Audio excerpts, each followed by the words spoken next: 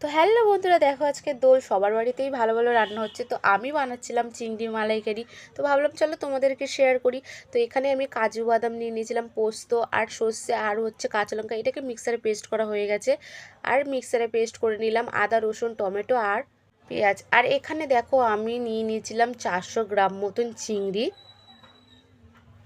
চিংড়িটা নুন হলুদ দিয়ে ভালো করে মাখিয়ে রাখতে হবে। এখানে আমার দেখো চিংড়ি মাখানো পুরো কমপ্লিট। এবার কড়াতে তেল গরম করতে হবে। এখানে আমার দেখো কড়াতে তেল গরম হয়ে গেছে। এবার চিংড়িগুলো লাল লাল করে ভেজে ফাইনালি তুলে নিলাম। এবার দিয়ে দেবো পেঁয়াজ কুচি আদা রসুন, আর দিয়ে দেবো সামান্য নুন, আর দিয়ে দেবো হলুদ, জিরের গুঁড়ো।